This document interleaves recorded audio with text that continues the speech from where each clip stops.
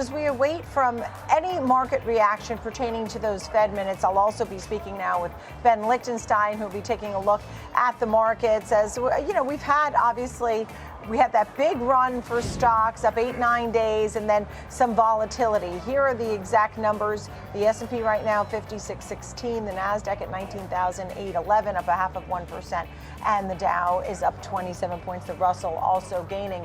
As far as oil and gold, both are to the downside. Gold is coming off the lows pretty quickly here on the heels of the Fed minutes that are probably breaking right now. It's down $1.40, had been down over $2. 71.56 for oil, 25.49 for gold, a troy ounce, 16.52 for the VIX, the 10-year 377, and that is the big picture. So let's bring in Ben Lichtenstein to join us, take a look at some of these charts, and we'll break down the Fed minutes as well. Of course, maybe some people say that maybe this Bureau of Labor Statistics revision gives the Fed some fodder and gives them some ammunition to actually cut rates. Some of your thoughts on what you're watching, Ben. Well, it seems to, Nicole, that revision the most since 2009, so it was a significant revision, not as much as some analysts were looking for. They were looking for upwards of 1 million. But I do agree with you. I think that it did give the Fed some firmer ground to stand on, I guess is the best way of putting it, in terms of those rate cuts to come. And that's what we're starting to see.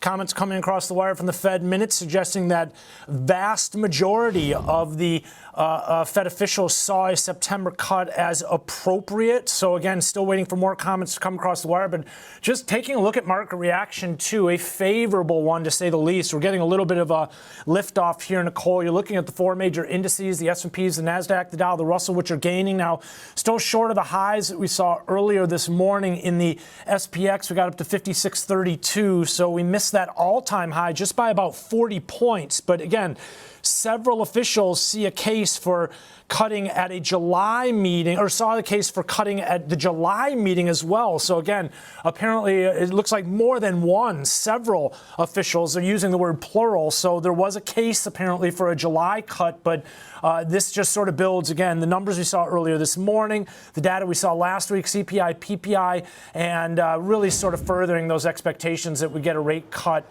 again come September. And it looks like Powell and his officials were talking about that as well. I'm also noticing the U.S. dollar, which is coming off significantly here, Nicole, adding to some of the losses we've seen. In fact, as you take a look at the futures contract, back down to 100.88. So we're back to levels we haven't seen since December of last year, January of this year. As you'd expect to see, the 10 years coming off, we're back down to 4.75 right now. And I'm also watching gold, which is getting a little bit of a lift here, back to 25.50. But again, several Fed officials saw a case for cutting back at the July meeting. And to your point, Nicole, the numbers earlier this morning do seem to have kind of cemented expectations for a SEP cut. Yeah, look, the vast majority saw the September cut as likely to be appropriate. They also were watching what goes on with unemployment and noting that that made a plausible case for a 25 basis point cut in those rates. And now if they see this revision, that may push the idea for the 50 basis points, folks that are in that camp. That'll be interesting to watch. Thank you so much, Ben Lichtenstein. Great to see you. Thank you.